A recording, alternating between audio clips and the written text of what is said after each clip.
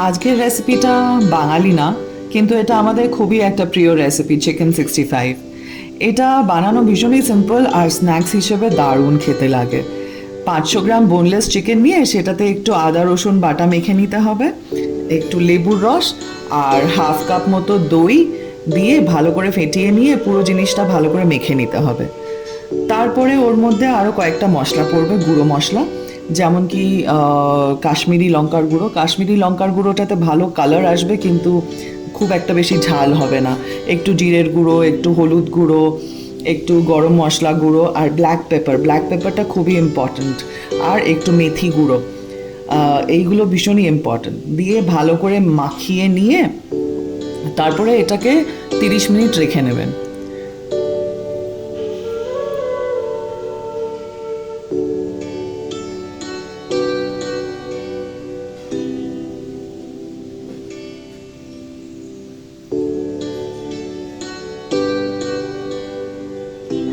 30 minute হয়ে গেলে এইটার মধ্যে 2 বড় চামচ কর্নফ্লাওয়ার আর 2 বড় চামচ চালের গুঁড়ো দিয়ে তারপরে ওটা ভালো করে মেখে নিলে একটা থিক ব্যাটার মতো তৈরি হয়ে যায়।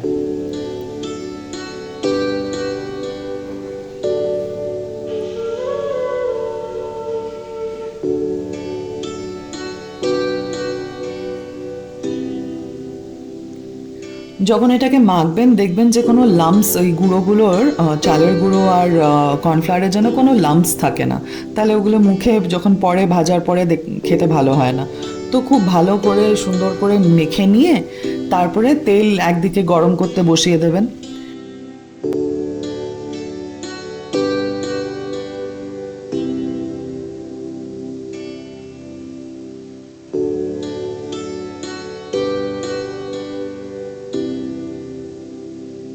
তেল গরম হয়ে গেলে তারপরে এইগুলোকে একটু একটু করে নিয়ে ব্যাটার শুদ্ধ একটু একটু করে ডিপ ফ্রাই করে নিতে হবে।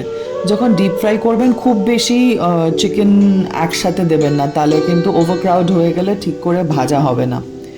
তো আর আঁচটা একটা মিডিয়াম মতো আঁচ রাখলেই চলবে। চিকেনটা একটু যখন লাল লাল হয়ে একটুখানি যখন ভাজা হয়ে যাবে, ভাজা ভাজা হয়ে যাবে, তখন ওটাকে বের করে নিতে হবে।